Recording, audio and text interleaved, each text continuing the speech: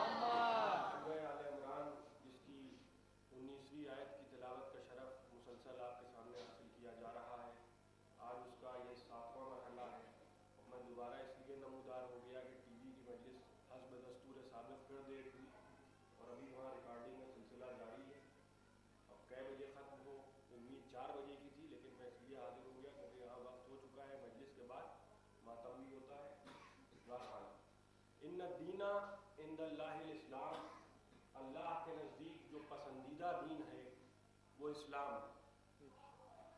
اسلام ایک دین کا نام ہے، اسلام کسی شخص کا نام نہیں۔ یہ نہیں کہا کہ ہمارے نزدیک مسلمان پسندیدہ لوگ ہیں، بلکہ اسلام کو پسندیدہ دین قرار دیا ہے۔ ان الدین عند اللہ الاسلام، یہ قرآن مجید ہے۔ لیکن آج کیا حال ہو گیا اسلام کا، کیا بنا دیا گیا اسلام کو۔ اسلام کا نام لیجئے تو لوگ گھبرانے لگتے ہیں۔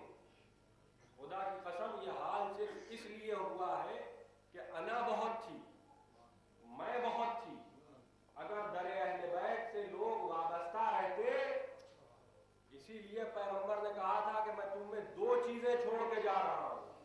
جب بقرات اعظم بنیں گے کہ ہم اہل بیت کو نہیں مانتے، قرآن کافی ہے، تو انجام یہی ہوگا۔ دیکھیے ایک بات یاد رکھیے، پیغمبر نے قرآن اور اہل بیت کو اصحاب کرام میں چھوڑا تھا۔ پیغمبر نے قرآن اور اہل بیت کو ٹیلے والی مسجد میں نہیں چھوڑا، نہ ایک مینارہ نہ دو مینارہ۔ اصحاب کرام میں پیغمبر نے قرآن مجید کو اس لیے چھوڑا، اہل بیت کو اس لیے چھوڑا کہ اصحاب کرام کو اس چیز کی ضرورت تھی کہ وہ قرآن کو سمجھیں۔ ہر آدمی اتنا بڑا قابل نہیں تھا زمانے رسول میں بھی۔ اگر قابل ہوتے تو پیغمبر کو بھیجنے کی کیا ضرورت پڑتی؟ فقط قرآن آتا اور وہ آیت اللہ لوگ خود پڑھ کے سمجھ لیتے کہ قرآن کیا ہے۔ پیغمبر کو بھیجا گیا، صحابی رسول ہے اوئی بن کعب، نماز ادا کر رہا ہے مسجد میں، پیغمبر موجود ہیں۔ ایک مرتبہ اوئی کو پیغمبر نے آواز دی، اوئی نماز پڑھتے رہے، اوئی نے نماز ختم نہیں کی، پیغمبر پکارتے رہے، وہ نماز پڑھتے رہے۔ نماز ختم کر کے پیغمبر کے پاس آئے، اللہ کے رسول بلایا، کہا جب بلایا تب تم کیوں نہیں آئے؟ کہنے اللہ کے رسول میں نماز پڑھ رہا تھا۔ کہا اوئی بن کعب تمہیں یہ نماز کس نے سکھائی؟ تمہیں یہ نماز کس نے سکھائی؟ آج نماز پڑھ رہے ہو تو اس کو بھول گئے جس نے نماز تمہیں تعلیم دی۔ کہنے لگے اوئی کیا تم نے قرآن میں نہیں پڑھا کہ جب اللہ کا رسول آواز دے تو فوراً آؤ؟ اذا دعاکم لما یحییکم، جب یہ تمہیں بلائے تو فوراً آؤ، اس لیے کہ اسی میں تمہاری زندگی ہے۔ تو وہ محترم، وہ مقدس جو صحابی رسول تھے وہ کہنے لگے اللہ کے رسول آیت تو میں نے پہلے پڑھی تھی، سمجھ میں آ جائی، آیت تو میں نے پہلے پڑھی تھی سمجھ میں آ جائی۔ تو زمانہ رسول ہے لیکن اصحاب کرام قرآن کی ایک ایک آیت کے لیے رسول کے محتاج ہیں۔ اسی لیے غدیر میں ہاتھوں پہ اٹھا کے کہا الا من کنت مولا فہذا علی مولا، اسی لیے کہا کہ جانتے تھے رسول کہ یہ لوگ کیا ہیں، کتنا سمجھ سکتے ہیں کتنا نہیں سمجھ سکتے، لہذا ایک ایسے کی ضرورت تھی ہر دور میں۔ اسی لیے پیغمبر سے اتنے سخت لہجے میں کہا گیا۔ فائدہ کیا ہوتا اگر پیغمبر کے بعد لوگ مرتد ہو جاتے؟ 1,24,000 انبیاء کے آنے کا کیا فائدہ تھا اگر اس کے بعد بھی کفر اور نفاق کے اثرات لوگوں کا باقی رہتے؟ اسی لیے پیغمبر فرما رہے ہیں یہ جس کا میں مولا اس کا یہ علی مولا۔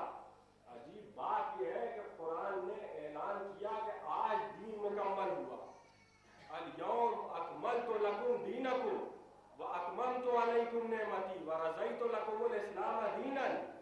آج کے دن تمہارا دین کامل ہوا، نمازیں پڑھی جاتی رہیں، روزے رکھے جاتے رہے، حج کیے جاتے رہے، زکاتیں دی جاتی رہیں، لیکن دین اس کے بعد بھی مکمل نہ ہوا تھا۔ کیا مقصد ہے؟ اتنے سکوت کے ساتھ اگر آپ حضرات سنیں گے، ایک نعرے حیدری،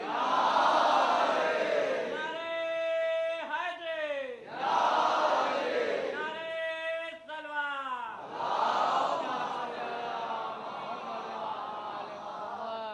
اب دو مجلسیں ہیں، مجمع کم ہے، کچھ ادھر بڑھ گیا کچھ ادھر بڑھ گیا، کیا کیا جائے؟ ماتم بھی تو ہونا ہے۔ اب مجبوری یہ ہے کہ یہاں بھی وقت کی پابندی، صاحب خانہ کے حکم سے میں ممبر پر بیٹھ گیا۔ اب یہ تو انتظار نہیں کیا جا سکتا کہ ایک مجلس ختم ہو تو دوسری شروع ہو۔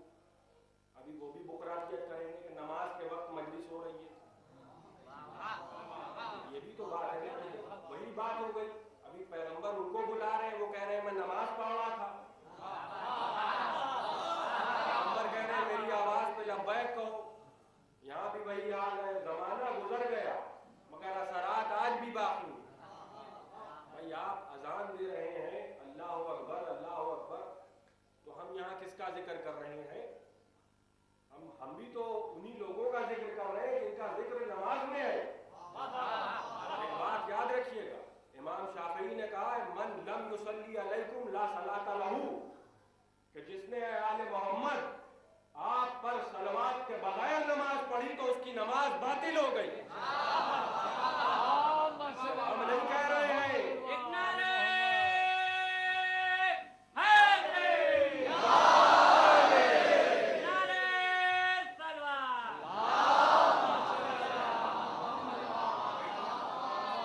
لا صلاۃ لہ، اس کی نماز ہوئی نہیں، تو پھر کیا ہوا؟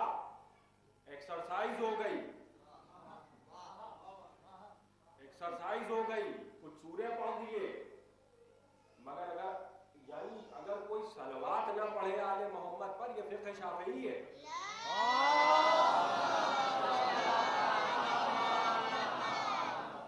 یہ فقہ شافعی ہے، شافعی مسلک کے لوگوں کے لیے ہے۔